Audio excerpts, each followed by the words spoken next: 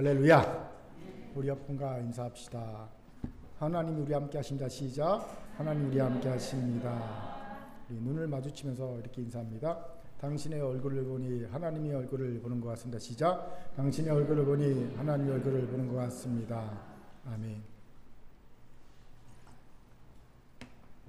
다 저를 주목해 주시기 바랍니다.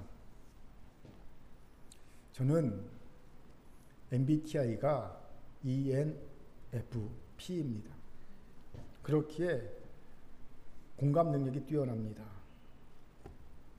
젊었을 때는요, 애국가를 들으면서도 눈물을 많이 흘렸습니다. 우리나라 잘 돼야 될 텐데. 공감 능력을 나타내는 F 점수가 아주 높았기 때문입니다. 그런데 점점 제가 ENTP가 아닐까 하는 생각이 들곤 합니다. 나이가 들면서 공감보다는 분석과 판단, 해결책을 제시하려는 T 경향이 자주 나타나기 때문입니다. 요즘은 특히 더 그러다는 생각을 하게 되었어요. 자꾸 공감이 아닌 판단, 분석, 해결책 제시 쪽으로 자꾸 가더라고요, 제가. 이런저런 생각하면서 우연히 인지심리학자인 김경일 교수가 쓴 타인의 심이라는 책을 읽게 되었습니다. 그 책을 읽다가 제 문제 해답을 발견했어요. 소개합니다. 사람을 무기력하게 만드는 또 하나의 원인이 있습니다. 이른바 공감 피로라고 하는데, 타인에게 지나치게 감정적으로 개입함에 따라 감정 소모가 많아져 피로를 느끼는 것을 말합니다. SNS를 통해 타인의 상황, 정서를 공유하거나 미디어에서 나오는 이슈들에 대해 공감하는 것은 우리를 피곤하게 만듭니다. 제게 공감 피로가 쌓여 있다는 것을 깨달은 겁니다. 오랫동안 목회하면서 마음이 아픈 이들의 마음을 공감해 주다 보니까. 심각한 위기 가운데 있는 한국교회와 한국사회의 여러 이슈들을 공감하다 보니까 저도 모르는 사이에 제 안에 공감 피로가 쌓였다는 것을 인지하지 못했던 겁니다. 이러니 타인의 입장에서 공감해 주기보다는 내 입장에서 판단하고 분석하고 빨리 해결책을 제시하는 모습이 주로 나타났던 거지요. 요 근래에는 더 자주 나타나는 제 모습을 보게 된 겁니다. 공감 피로의 후유증이지요. 그런데 이 공감 피로의 후유증은 단지 인간관계에서만 나타나는 것이 아니었습니다. 놀랍게도 하나님과 그 말씀을 대하면서도 나타났음을 깨닫게 되었어요. 특히 말씀을 묵상하면서 하나님의 마음을 헤아리고 공감하기보다는 제 입장에서 말씀을 헤아리고 해석하려고 하는 모습이 잦아졌음을 느낀 겁니다. 그리고 이런 제 자신을 인식하면서 말씀을 다시 보기 시작했어요. 그때 하나님이 다시 보게 하신 말씀이 오늘 본문의 말씀이었습니다.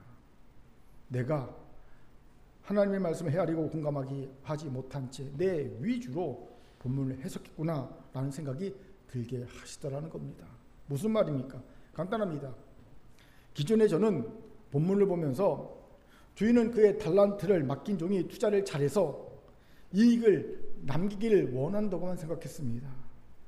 그렇기에 착하고 충성된 종은 주인의 마음에 들게 큰 이익을 남긴 종이요, 악하고 게으른 종은 그 주인의 마음에 들지 않게 아무것도 남기지 않는 종이라고 생각했습니다. 당연히 착하고 충성된 종이 되기 위해 열심을 다해 낭비하는 삶을 살아야 되겠다라고 묵상했고요. 또 그런 삶을 성도들에게 전했습니다. 이런 해석으로 성도들을 들들 볶았습니다. 우리 그래서 고소한 냄새가 많이 나지 않습니까? 제가 많이 볶아서. 그런데 이 해석이 얼마나 하나님의 마음을 헤아리지 못한 해석이요, 공감 능력 빵점짜리 해석인지를 하나님이 깨닫게 하신 겁니다. 이유는 공감 피로가 제 안에 쌓여 있었기 때문이라는 겁니다. 생각해 보세요. 이런 주인이라면 이런 주인은요, 그저 투자회사의 사장이고요, 우리는 그 그 투자회사의 부하 직원 이상도 이하도 아니기 때문이지요.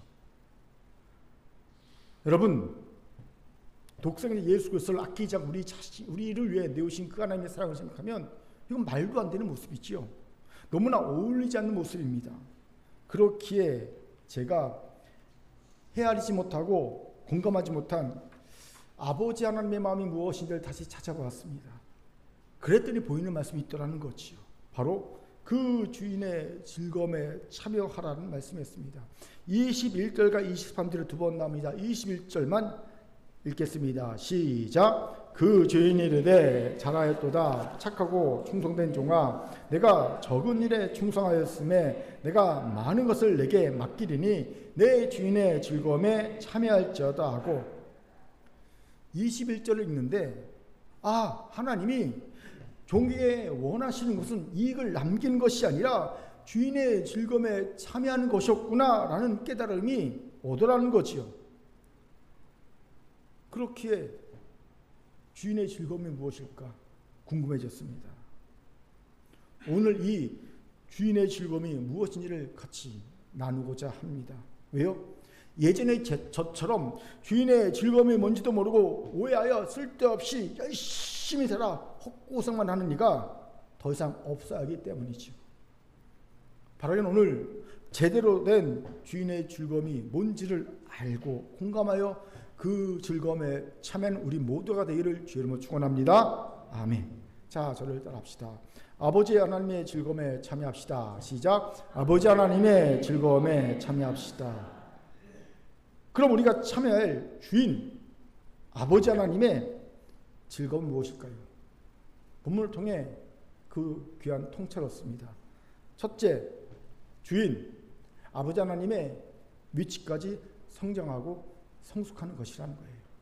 14, 15절 힘있게 읽겠습니다. 시작. 또 어떤 사람이 타국에 갈 때 그 종들을 불러 자기의 소유를 맡긴 것 같으니 각각 그 재능대로 한 사람에게는 금 5달란트를, 한 사람에게는 2달란트를, 한 사람에게는 1달란트를 주고 떠났더니, 아멘. 예수님의 비유에 나오는 주인을 보세요. 이상하지 않습니까? 이상합니다. 무엇이 이상합니까?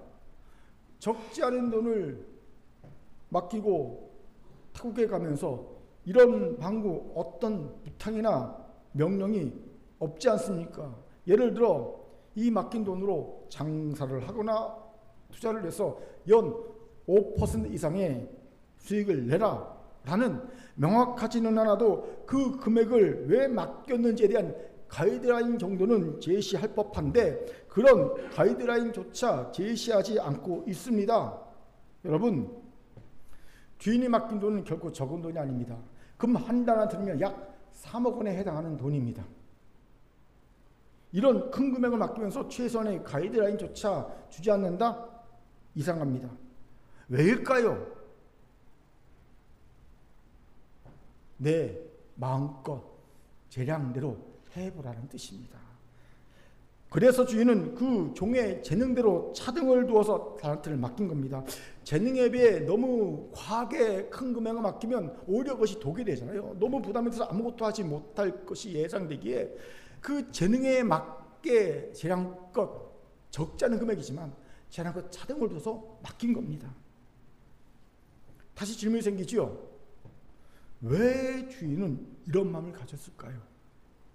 중요한 이유가 있습니다.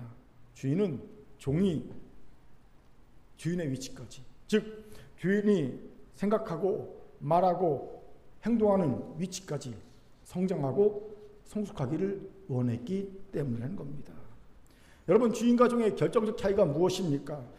주인의식을 가지고 자신이 선택하고 그 선택에 대해 책임지고 그 결과를 향유하는 것이 주인입니다. 종은 결코 누리지 못할 자유와 책임과 결과의 향후가 주인에게는 있습니다.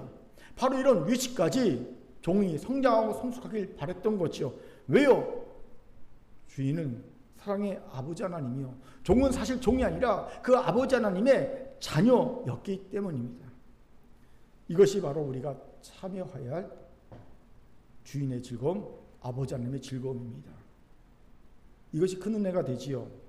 아버지 하나님은 우리가 아버지 하나님의 위치까지 성장하고 성숙하기를 원하십니다.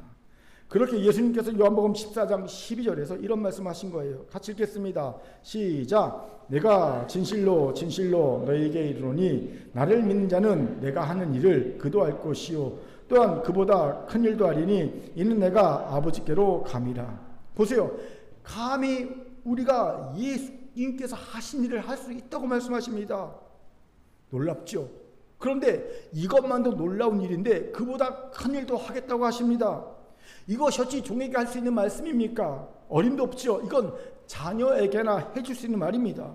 바로 이것이 아버지 하나님의 진심이십니다.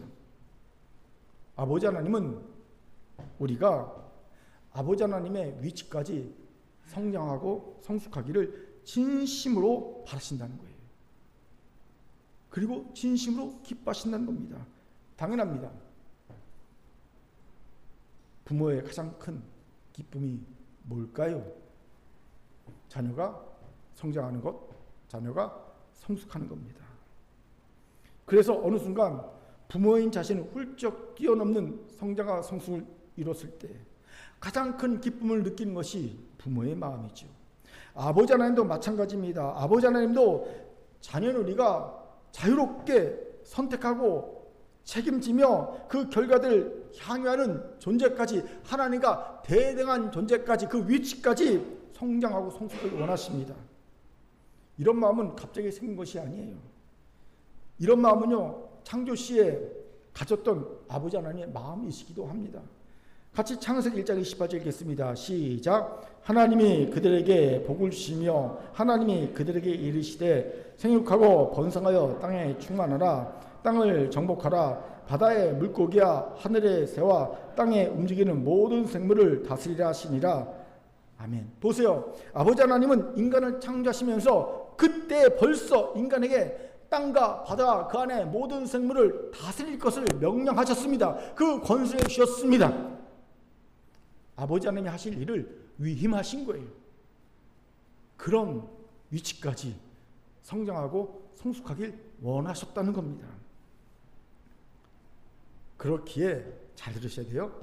아버지 하나님은요 우리에게 고난이란 연단의 과정을 주시는 거예요. 왜요? 고난이란 연단의 과정이 없이는 성장과 성숙은 불가능하기 때문입니다. 그렇습니다. 우리에게는 대단히 유감된 일이긴 하지만 우리는 고난이라는 연단의 과정 없이 성장과 성숙 불가능합니다. 이 하나님이 출애굽한 이스라엘 백성 바로 가나안 땅 약속의 땅으로 들여보내지 않고 40년 동안 광야라는 고난의 연단 과정을 거치게 하셨습니까? 고난이란 연단의 과정을 통과해야지만 성장과 성숙해서 가나안 땅 약속의 땅에 합당한 백성으로 설 수 있기 때문입니다. 여기에 우리가 또 두었을까요? 고난을 피하기 위해서입니다. 생각해 보세요. 장사하는 것이 어디 쉽습니까? 쉽지 않습니다. 더군다나 그는 종으로 살면서 단 한 번도 장사하는 것을 꿈도 꿔보지 않았을 겁니다. 그런데 설상가상 주인은 최소한의 가이드라인 맞춰 주지 않습니다. 자, 어느 지역에서 장사하자, 거기서 장사를 해. 업종은 뭐로 해? 그럼 내가 지인에게 좀 알려줄 테니까 그들을 이용해. 그리고 네 투자 금액은 이 정도면 좋겠어. 뭐 이 정도 뭔가 가르쳐 줘야 되잖아요. 아무것도 해보지 않았는데 아무 말도 없습니다.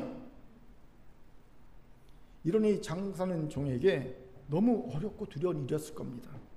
이때 가장 쉬운 방법이 뭡니까? 회피, 도망치는 것. 할 수만 있다면 고난을 피해 도망치는 것입니다. 그런데 이 종에게 주인이 들어와 뭐라고 합니까? 악하고 게으른 종이라고 합니다. 이것을 명심하십시오. 고난을 피한다고 다가 아닙니다. 고난을 피하기도 어렵지만 설령 피할 수 있다고 해도 아버지 하나님의 심판마저 피할 수 있는 것은 아닙니다.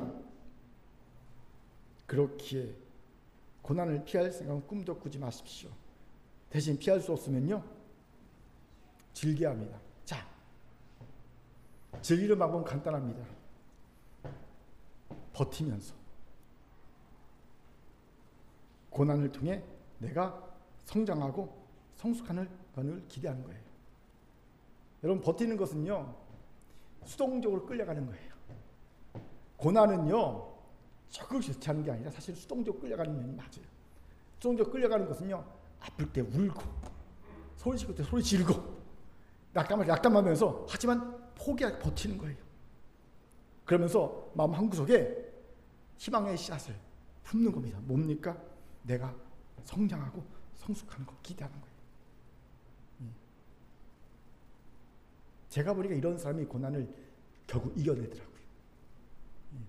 아무렇지 않은 것들 한 사람이 아니라 울고 소리 지르고 아파하고 힘들어하면서도 하지만 한구석에 소망을 품는 사람, 내가 성장할 소망, 성숙할 소망, 기대의 마음을 갖는 거 버텨내더라고요. 열심히 헬스라는 이들이 그 고통스러운 운동 과정을 견딘 이유가 뭡니까? 멋진 몸매, 근육질 몸을 기대했기 때문 아닙니까? 그러니 헬스가 끝나자마자 다들 뭐 하는지 아십니까? 전신 거울에 몸을 비춰봅니다. 2주밖에 운동 안 했으면서 초콜릿 복근이 나오나, 티도 안 나 2주 하면요. 근데 2주 했으면서 슬쩍 봅니다. 왜 아직 안 나오지? 왜요? 그것 때문에 하는 거니까. 기대가 있으니까, 소망이 있으니까.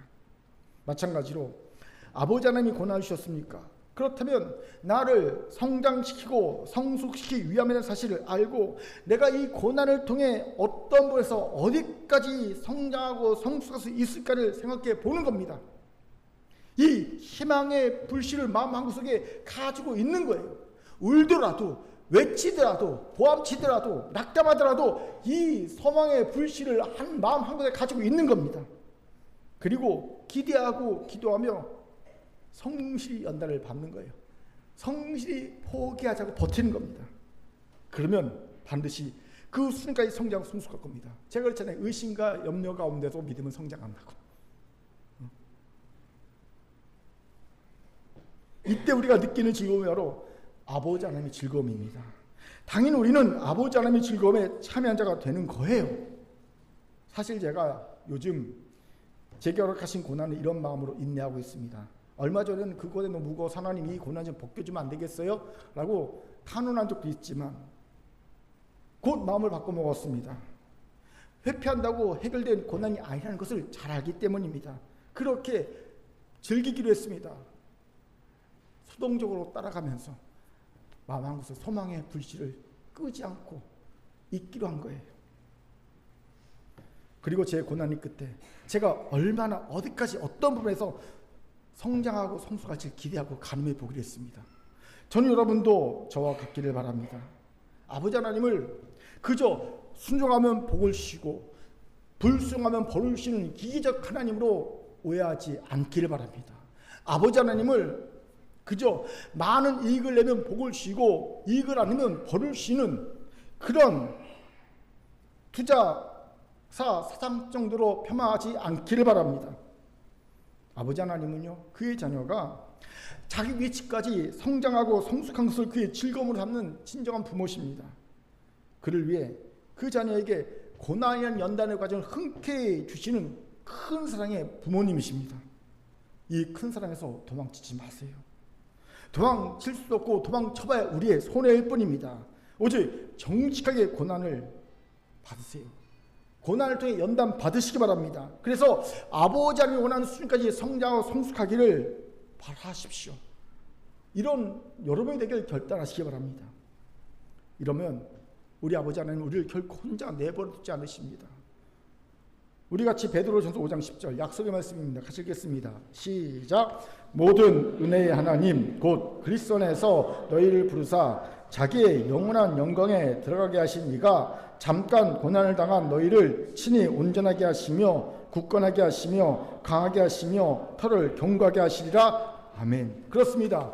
아버지 하나님은 우리를 영원한 영광에 들어가게 하시기 위해 아주 잠깐 고난을 허락하시지만 그 고난을 당한 우리를 결코 혼자 내버려 두지 않으시고 밑줄 딱 친히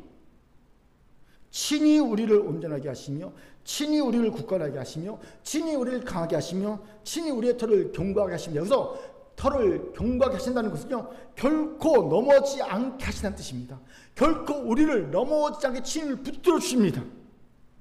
오늘 이 약속의 말씀을 믿고 아버지 하나님이 원하시는 위치까지 성장하고 성숙하는 우리 모두가 되기를 주의 이름으로 축원합니다. 아멘. 자, 저를 따라합시다. 고난을 잘 받아 아버지 하나님이 원하시는 위치까지 몇 번 보면서 성장하고 성숙합시다. 시작. 성장하고 성숙합시다. 아멘. 두 번째로 우리가 참여할 아버지 하나님의 즐거움은요, 실수와 실패에 대한 두려움이 없는 것임을 봅니다. 우리 24절 25절 힘있게 읽겠습니다. 시작. 한 달란트 받았던 자는 와서 이르되 주여 당신은 굳은 사람이라 심지 않은 데서 거두고 해치 않은 데서 모으는 줄을 내가 알았으므로 두려하여 나가서 당신의 달란트를 땅에 감추어 두었었나이다. 보소서 당신의 것을 가시었나이다. 아멘. 보세요. 왜 한 달란트 받은 종이 악하고 게으른 종이 되었는지에 대한 이유를 알게 되지요. 그 이유가 무엇입니까? 그는 실수와 실패에 대해 두려움이 있었다는 거예요. 그렇습니다. 그는 혹여나 이 맡은 한 달란트 장사하다가 실수하고 실패해서 다 잃어버리면 어떡하지? 이게 두려웠던 거예요. 그렇게 다른 종들처럼 장사를 하다가 실수와 실패라니 차라리 땅에 묻어두고 원금이라도 지키자, 이런 마음으로 땅에 묻어두는 걸 선택했음을 봅니다. 그런데 이 종이 크게 오해한 주인의 마음이 있지요. 그것이 무엇일까요? 주인은 종들의 실수와 실패에 대해 크게 개의치 않고 있다는 거예요. 그것을 어찌합니까? 21절 다시 보십시오. 제가 읽겠습니다. 그 주인이 이르되 잘하였도다 착하고 충성된 종아, 내가 적은 일에 충성하였음에 내가 많은 것을 내게 맡기리니 내 주인의 즐거움에 참여할지어다 하고, 21절에서 주목할 단어가 뭡니까? 적은 일이란 단어입니다. 흥미롭게도 주인은요, 10달란트 남긴 종이나 2달란트 남긴 종이나 똑같이 적은 일에 충성했다고 말합니다. 무슨 이들 이런 말을 할까요? 혹시 주인은 거부라 15억 정도는 껌값 정도 치부되게 15억 정도 벌었어? 이거 적은 일이야, 이렇게 말하고 있는 겁니까? 우리가 아는 아버지 하나님의 성품을 보면 이런 뜻으로 말씀하시는 것은 아닐 것이 분명해 보이지요. 그럼 왜 이런 말씀하십니까? 이미 말한 대로 주인이 종들에게 달란트를 맡긴 이유는요, 이익을 내는 것이 아니었기 때문입니다. 즉 큰 이익을 내는 성공이 아니라 성자가 성숙을 위해서 달란트를 맡겼다는 겁니다. 그러니 큰 이익을 냈어도 주인에겐 적은 일인 거예요. 주인은 그것을 알려주기 위해 적은 일이라고 일부러 말하고 있음을 보지요. 그런데 성공이 아닌 성자가 성숙에 초점을 맞췄다면 당연히 뒤따라와야 하는 것이 있습니다. 성공이 아닌 성자가 성숙을 원한다면 당연히 감내하는 것이 있습니다. 그것이 무엇입니까? 실수와 실패, 연연하지 않는 겁니다. 당연합니다. 단연코 한 번의 실수와 실패도 없이 단번에 성장과 성숙에 이른 이는 없습니다. 단연코 없지요. 남들 보기엔 그저 그렇게 보일 뿐 모든 인간은 다 실수와 실패를 거쳐서 성장과 성숙에 이르게 되어 있어요. 모세가 그냥 출애굽의 영웅이 된 게 아니지요. 그도 쓰디쓴 실패와 실수를 여러 번 반복하고 난 뒤에 출애굽의 영웅 모세가 된 겁니다. 모세만이 아니죠. 모든 하나님의 사람들이 다 여러 번의 실수와 실패를 거쳐 성자가 성숙에 이뤘음을 봅니다. 이것을 하시는 아버지 하나님은 그 자녀들의 실수와 실패에 연연하지 않습니다. 아버지 하나님은 그 자녀의 실수와 실패를 당연한 통과 의례처럼 여기십니다. 그러니 누가복음 18장의 탕자의 아버지가 탕자를 처음부터 용서할 필요가 없었던 거예요. 왜요? 미워할 적이 없으니까. 의뢰 젊은 시절에 그런 실수 실패 한다고 알기 때문에 그를 미워하지 않은 겁니다. 미워하지 않으니 용서할 필요도 없던 거죠. 그런데 우리는 이런 아버지 하나님의 마음을 모릅니다. 그런 실수 실패를 두려워하는 거예요. 한 달란트 맡은 종처럼 실수하지 않고 실패하지 않으려고 주신 은사 달란트를 사용하지 않은 악하고 게으른 종으로 전락해버리고 마는 겁니다. 그렇게 아버지 하나님의 즐거움에 참이기 원합니까? 그렇다면 실수와 실패를 두려워하지 마세요. 아버지 하나님이 우리의 실수와 실패에 대해 연연하지 않으신다는 사실을 기억하시기 바랍니다. 대신 실수와 실패를 통해 성장하려고 성숙하려고 노력하십시오. 그럼 되는 거예요. 여기에 우리의 연약함이 있지요. 우린 좀처럼 하나님 믿지 못합니다. 우리는 하나님이 우리의 실수와 실패에 대해 실망하시고 답답해하시고 분노하시면서 심판을 준비하시다고 생각합니다. 하나님이 그렇게 인식합니다. 특히 한국의 신앙인들은 이런 경향이 타국보다 훨씬 더 짙습니다. 재미있는 설문 결과가 있었어요. 미국의 신앙인들에게 당신이 죽으면 천국에 갈 수 있다고 믿느냐라고 물어봤어요. 그랬더니 약 80%가 나 죽으면 천국 갈 수 있어요 라고 답했습니다. 이번엔 튀르키예 이슬람교도죠. 튀르키예 사람들에게 당신 죽으면 천국 갈 수 있냐고 물었습니다. 그랬더니 튀르키예 사람들은 95%가 예, 나 천국 갈 수 있습니다 라고 대답했어요. 똑같은 질문을 한국의 신앙인들에게 물었어요. 자, 몇 %의 사람들이 천국 갈 수 있다고 말했을까요? 놀랍게도 45%였습니다.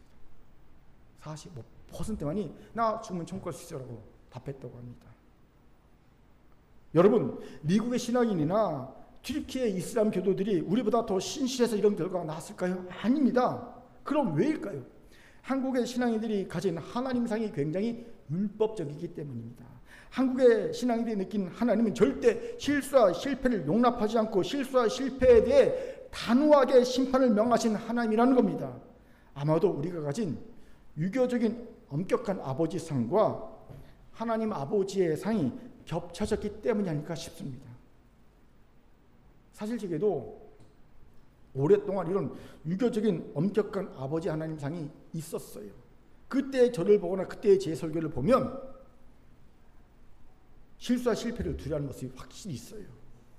절대 순종, 충성을 그래서 얘기했어요. 실수하지 않기, 실패하지 않기. 무조건 절대 순종, 절대 충성만 얘기했습니다. 요즘같이 하루에 3번씩만 순종하세요. 이런 얘기 꿈도 못 꿨어요. 그런데 아버지 하나님을 깊게 묵상하기 시작하면서 제가 아버지 하나님께 대해 오해하고 있었음을 깨닫게 되었습니다. 아버지 하나님이 진짜 우리의 아버지라면 자녀는 우리의 성공이 아닌 성장과 성수에 관심을 둘 거라는 걸 깨닫게 된 거예요. 그런 아버지 하나님이라면 그 자녀인 우리의 실수와 실패에 대단히 연연하지 않을 거라는 것도 깨닫게 된 거예요. 제가 그렇기 때문입니다. 부족한 아버지인 제가. 저는 두 자녀의 실수와 실패에 그리 연연하지 않아요. 예전에도 그랬고요. 지금도 그렇고요. 앞으로도 그럴 것 같습니다. 대신 저는 자녀들이 얼마나 성장하고 있는지 성숙하고 있는지에 지대한 관심을 가지고 있어요. 그렇게 저는요. 두 자녀의 실수와 실패에 대해 당연히 여기고 삽니다. 그럴 수 있지 그러고 삽니다. 통과 의례처럼 여깁니다. 어찌 실수도 없이 실패도 없이 성장과 성숙하는 사람이 있을 수 있겠습니까? 그럴 수 없죠. 저만 해도 지금 이 모양이라도 이렇게 설 수 있는 이유가 수많은 실수와 실패를 거쳐서 깨닫고 위하고 통찰하고 반성하면서 고치면서 이 자리에 왔음을 제가 알기 때문입니다. 하물며 저도 이런데 완벽하신 아버지 하나님 오죽하시겠습니까? 그러니 실수와 실패를 두려워하지 마십시오. 오히려 당연시하고 실수와 실패를 해서 다시 일어나서 다시 도전하면 됩니다. 여러분, 실수와 실패를 자양분 삼아 성자가 성숙으로 나아가면 됩니다. 여러분, 실수와 실패가 얼마나 귀한 자양분인데, 성자가 성숙을 위한 자양분인데 이거를 버립니까? 우리 민족은 똥도 안 버린 민족입니다. 예? 퇴비로 다 썼잖아요. 그런데 이 귀한 실수라는 실패라는 자양분을 왜 버려버립니까? 이거는 내 성장을 위한 성숙이 너무나 큰 자양분입니다. 이 자양분을 가지고 성장으로 성숙으로 나아가면 됩니다. 그런데 안타깝게도 한단한테 받은 종과 같은 일이 여전히 많습니다. 이들의 특징이 뭔지 아십니까? 완벽해지려고 애를 쓴다는 겁니다. 그런데 어떻게 인간이 완벽해질 수 있겠습니까? 없지요. 그런 이들은 항상 자신에게 가혹한 평가를 내리며 삽니다. 불행해질 수밖에 없지 않겠습니까? 이런 이들에게 소개해주고 싶은 책이 있어요. 심리학자인 아티나 다닐로가 쓴 실패가 두려운 완벽주의자를 위한 심리학이라는 책입니다. 이 책을 보면 내면의 비판자라는 개념이 나옵니다. 완벽주의자들은 끊임없이 이 내면의 비판자 대화를 한다는 거예요. 이 내면의 비판자는 우리의 인생길을 살다가 우리가 만나는 실수, 우리가 만나는 난제, 우리가 만나는 타인과의 비교 등 장애물이 있잖아요. 그때 강하게 나타납니다. 힘이 강해집니다. 그래서 끊임없이 우리가 가는 길이 옳은 길인지 의심하게 합니다. 우리 스스로를 비난하게 만듭니다. 그리고 우리를 실패와 실수를 두려워하는 자로 전락시켜버립니다. 내면의 비판자가. 그렇기에 이 내면의 비판자의 대화를 과감히 끊어버려야 합니다. 제가 종종 그러거든요. 상담하다가 생각하지 마. 내면의 비판자와 대화를 끊으라는 거예요. 생각을 계속 이어가잖아요. 그러면 이게 무슨 얘기냐면 내면의 비판자 끊임없이 대화한다는 거거든요. 그때는요 무조건 강제로 생각을 끊어버려야 합니다. 내면의 비판자 대화를 끊어버려야 합니다. 대신 친절한 알림이를 작동시켜야 합니다. 책의 일부분을 소개합니다. 나는 실수하거나 비판적인 피드백을 받으면 나 자신에게 너그럽게 대하기 위해 친절한 알림이를 작동시킨다. 좋아하는 말이나 인용문, 명언 등을 일기에 적어놓거나 포스트잇에 써서 컴퓨터 옆에 붙여놓고 자주 들여다보는 것이다. 어떤 방식은 좋다. 자기 자신에게 들려주고 싶은 말을 여러 개 골라서 종이에 적어도 좋고 스마트폰이나 컴퓨터에 메모장에 저장해 놓아도 된다. 마음을 울리는 인용문이나 노랫가사를 고르거나 자책하는 친구나 가족에게 당신이 해줄 것 같은 말을 떠올리는 것도 좋다. 친절한 알림이가 전하는 메시지를 읽다 보면 당신은 자연스럽게 자신의 단점과 실수를 너그럽게 받아들일 준비가 되었을 것이다. 저도 이 책을 보면서 어제 제 핸드폰 카톡 프로필을 바꿨어요. 친절한 알림이를 적어 놓았어요. 어떻게 적어 놓은지 아십니까? 아버지 하나님을 잊지 말자. 실수와 실패도 성자가 성숙은 이루어지고 있다. 이렇게 적어 놨어요. 저의 친절한 알림입니다. 그렇게 사랑하는 큰교회 성도 여러분, 실수와 실패를 두려워하지 마세요. 성공도 하나님께는 적은 일이지만 실수와 실패도 하나님께는 적은 일입니다. 대신 하나님 우리의 성공이든 실패든 실수든 우리가 그 모든 걸 통해서 성장해 나가고 성숙해 나가기를 원하십니다. 성공을 통해서도 실수와 실패를 통해서 성장과 성숙해 나가기를 원하십니다. 하나님 우리의 참 아버지이기 때문입니다. 이것을 믿는 자가 아버지 하나님의 즐거움에 참여하게 될 줄 믿습니다. 아멘. 자, 저를 따릅시다. 실수와 실패를 두려워하지 맙시다. 실수와 실패에도 옆분을 보면서 성자가 성숙에 나아갑시다. 성장과 성숙을 향해 나아갑시다. 아멘. 세 번째로 우리가 참여해야 할 아버지 하나님의 즐거움은요, 아버지 하나님과 동행하는 즐거움을 봅니다. 본문 21절을 다시 한번 힘있게 읽겠습니다. 시작. 그 주인이 이르되 잘하였도다 착하고 충성된 종아, 내가 적은 일에 충성하였음에 내가 많은 것을 내게 맡기리니 내 주인의 즐거움에 참여할지어다 하고, 본문에서 주목할 구절은 내가 많은 것을 맡기리라는 구절입니다. 주인은 내가 적은 일에 충성하였음에 내 주인의 즐거움에 참여할지어다라고 말하고 있지 않아요. 대신 내가 많은 것을 맡기리니 내 주인의 즐거움에 참여할지어다라고 말하고 있어요. 즉 많은 것을 맡는 것이 주인의 즐거움에 참여하는 것이 된다는 뜻입니다. 질문이 생기지요. 왜 많은 것을 맡는 것이 주인의 즐거움에 참여하는 것이 될까요? 중요한 이유가 있어요. 많은 것을 맡으면 그만큼 주인과 질 높은 동행을 할 수 있기 때문입니다. 이런 대표적인 이유가 모세 아닙니까? 하나님은 구스 여인을 취했다는 이유로 모세를 비방하는 아론과 미리암을 향해 모세를 변호해 주시면서 이런 말씀하십니다. 민수기 12장 8절 읽겠습니다. 시작. 그와는 내가 대면하여 명백히 말하고 은밀한 말로 하지 아니하며 그는 또 여호와의 형상을 보거늘 너희가 어찌하여 내 종 모세의 비방하기를 두려워하지 아니하느냐. 아멘. 모세는 그 누구와도 비교할 수 없을 정도로 하나님과 깊은 교제를 나누고 있고 깊은 신뢰감을 유지하고 있는 주의 종이라는 겁니다. 함부로 비난하지 말라는 거예요. 그러니 이렇게 신명기 34장 10절은 모세를 이렇게 평가하고 있어요. 그 외에는 이스라엘에 모세와 같은 선지자가 일어나지 못하였나니 모세는 여호와께서 대면하여 아시던 자요. 이런 평가가 내려져 있어요. 그런데 모세가 어떻게 이렇게까지 하나님과 깊은 교제와 깊은 신뢰관계를 맺을 수 있었을까요? 이에 대한 답이 바로 민수기 12장 7절에 12장 8절 앞전 7절에 나오고 있어요.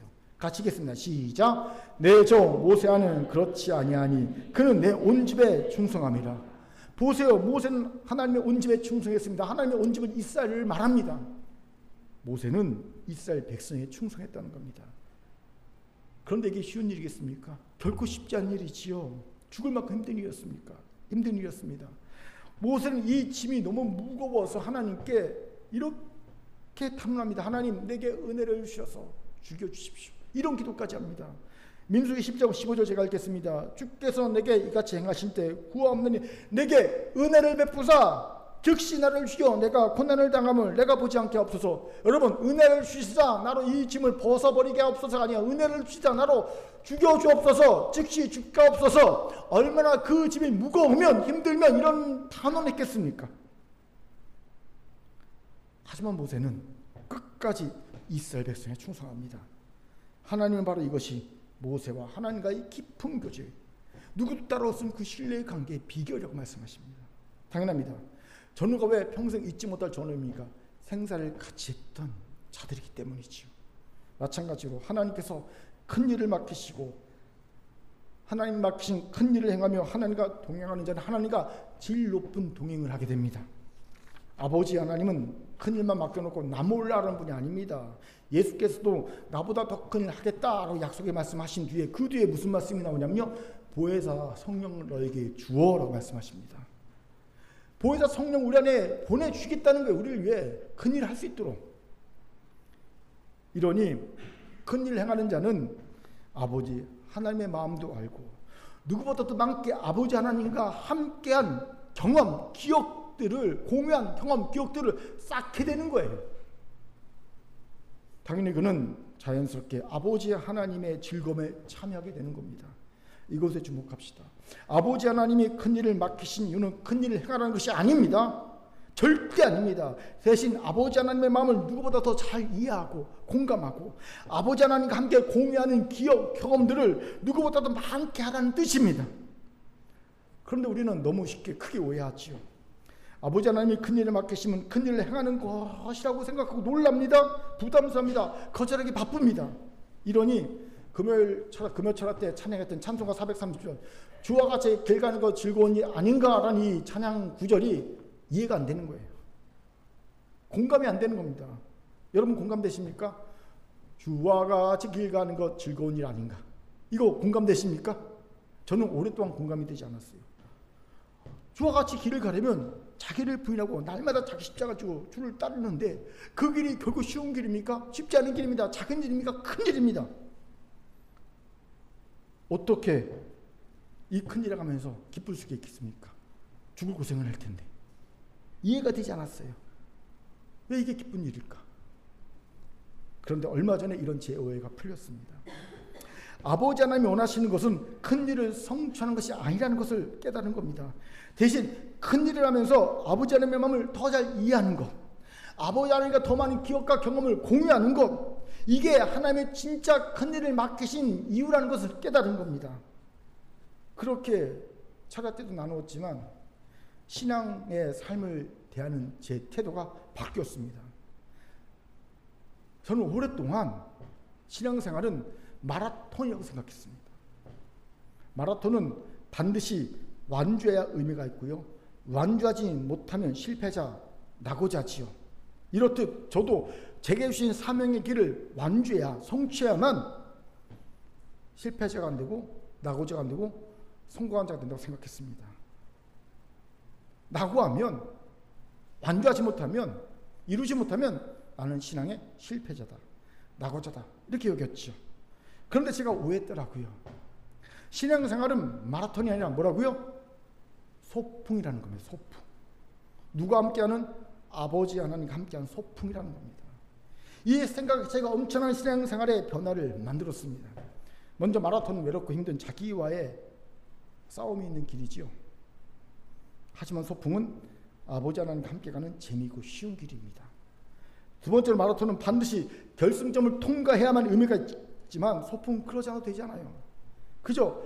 갈 수 있는 만큼 가다가 날이 어두워져 집에서 나를 오라고 부르시면 손터고 가볍게 집으로 가면 되는 게 소풍이지요. 예. 은혜만큼 살다가 은혜만큼 소풍하다가 소풍 끝나는 날 이제 집으로 돌아라 그러면 가볍게 손톱을 가는 게 소풍 아닙니까? 소풍에 성공과 실패가 있습니까? 없다라는 거예요. 세 번째로 마라톤 완주가 목표이기 때문에 오직 달리기에만 집중해야 합니다. 숨도요 코로만 쉬어야 합니다. 입으로 쉬면 큰일 납니다. 마라톤 할 때. 그리고 눈도요 멀리 보면 안 됩니다. 15도 밑으로 짧게 봐야 합니다. 그래야지 힘을 저축할 수 있어요. 발도요 뒤축으로 뒤꿈치로 땅에 닿게 하면 안 됩니다. 힘이 많이 듭니다. 가운데로 땅을 닿게 해야 됩니다. 왜요? 이게 다 힘을 비축해야 되기 때문입니다. 안 그러면 완주하지 못하지요. 당연히 주변의 풍경 볼 틈이 없지요. 같이 뛰는 사람 볼 여유도 없습니다. 대화도 못합니다. 완주가 목표니까. 하지만 소풍은 다릅니다. 자유롭게 걷고 싶으면 걷고 걷다가 쉬고 싶으면 쉽니다. 주변의 풍경을 살펴도 되고요. 감상해도 됩니다. 사진도 찍고요. 도시락 있으면 까먹고 가도 됩니다. 옆 사람과 즐겁게 대화하면서 즐기며 놀며 가는 게 소풍입니다. 하나님은 제게 그동안 주와 함께 길 가는 것이 왜 즐거운 일이 아니고 고통스러운 일인지를 깨닫게 해주셨습니다. 저는 소풍이 아닌 마라톤을 했기 때문입니다. 그런데 진짜 신앙생활은 하나님이 원하신 진짜 신앙생활은 마라톤이 아니라는 거예요. 소풍이라는 겁니다. 아버지 하나님이 큰일을 맡기시면서 내 즐거움에 참여하라고 당당하게 말씀한 이유가 여기에 있어요. 여러분 어떻게 큰일 맡기면서 내 즐거움에 참여하라고 말할 수 있습니까? 이렇게 당당하게 말할 수 있는 이유는 뭐냐면 신앙생활이 소풍이기 때문입니다. 하나님이 큰일을 맡기신 이유는 소풍 가자고 초청하신 것이기 때문입니다. 나와 함께 하면서 나를 더 깊이 헤아리고 공감하며 나와 함께하는 기억과 경험들을 더 많이 쌓자라고 초청하기 위해 큰일을 맡기셨다는 겁니다. 소풍 가자고 맡기신 거예요. 그러니 당당히 말씀하신 겁니다. 큰일을 맡기시면서 네, 즐거움에 참여하라. 그렇게 살아가는 큰교회 성도 여러분, 하나님이 큰일을 맡기셨습니까? 두려워하지 마세요. 도망치지 마세요. 큰일을 성취하는 뜻이 아닙니다. 대신 아버지 하나님과 같이 기쁜 소풍을 가자는 말씀이십니다. 그러면 아버지 하나님이 알아서 해주십니다. 어릴 때 소풍 갈 때 여러분이 소풍 준비했습니까? 여러분은 그냥 옆에서 엄마가 김밥 살 때 꼬다리 먹으면서 뭐 사줘 그러면서 그냥 다 누렸죠. 내가 소풍 가방 챙기고 내가 뭐 소풍 갈 김밥 만들고 뭐 사이다 사고 뭐 과자 사고 그런 사람 있습니까? 아니죠. 소풍은 부모가 준비하는 겁니다. 우리가 소풍 갈 거라고 결단하는 순간 아버지 하나님이 우리의 소풍을 준비하십니다. 그리고 우리를 이끌어 가십니다. 우리는 따라가면 됩니다. 즐거운 소풍길이에요. 그렇게 살다가 날이 저물어 때가 되면 오라 하시면 손톱으로 가면 되는 거예요. 거기까지. 완주가 아니라 결승점이 아니라 거기까지. 허락하신 거기까지 가면 되는 거예요. 꼭 딱 정해놓고 거기 통과하지만 성공이고 거기 통과하지만 내가 의미가 있고 그게 아니에요. 신앙생활이. 거기까지가 아니고 거기까지. 오늘이 내게 허락하신 거기까지 가는 거예요. 한 달 뒤가 내게 허락하신 그 지점인 거기까지 가는 거예요. 가볍게. 그리고 오라 하시면 손 털고 가는 거예요. 그게 우리 신앙생활이에요. 바로 이것이 오늘 우리가 참여할 아버지 하나님의 즐거움입니다. 우리 같이 이 아버지 하나님을 더 잘 이해하고 많은 기억과 경험을 공유하는 소풍을 즐기기를 소망해 봅시다. 아멘. 자절을 따합시다. 신앙생활은 소풍입니다. 큰 일을 맡으면 아버지 하나님과 소풍 가는 것임을 기억합시다. 아버지 하나님과 소풍 가는 것임을 기억합시다. 아멘. 이제 말씀을 마치죠. 벌써 무지개 다리를 건너간 지 2년이 되어가지만 제게 계리에 대한 좋은 기억이 있어요. 우리 집 애완견 계리에 대한 좋은 기억이 있어요. 계리를 가만히 보니까 계리가 즐거워하면서 펄쩍펄쩍 뛸 때가 세 가지가 있더라고요. 첫째는 밥을 줄 때입니다. 그럼 꼬리를 살랑살랑 들며 좋아합니다. 밥 주니까. 두 번째는 놀아줄 때입니다. 그럼 합니다. 아, 주인이 지금 나 놀아주고 있구나. 신납니다. 난리가 납니다. 세 번째는 밥을 주지도 않고 놀아주지도 않아도 주인인 윤서가, 주인인 사모가 기뻐할 때입니다. 그럼 지도 뭔지 모르지만 그냥 주인이 기뻐하니 같이 기뻐합니다. 그 즐거움에 공감하고 즐거움에 함께 즐거워하더라고요. 제가 보니까. 저희 이 모습을 보면서 도전을 받은 적이 있어요. 미물인 개도 주인의 즐거움에 이리 잘 참여하는데 왜 아버지 하나님의 자녀인 우리는 이도 아버지 하나님의 즐거움에 참여하지 못한 것일까? 왜 나는 주와 함께 길 가는 것이 즐겁지 못할까? 왜 맨날 힘든 일일까? 왜 맨날 신앙생활이 힘들까? 왜 주의 일이 힘들까? 자책감이 들었던 적이 있어요. 그 이유가 뭡니까? 우리가 아버지 하나님의 마음을 오해하고 있기 때문입니다. 그렇게 그 오해를 풉시다. 그리고 정확하게 아버지 하나님의 즐거움의 무언지를 압시다.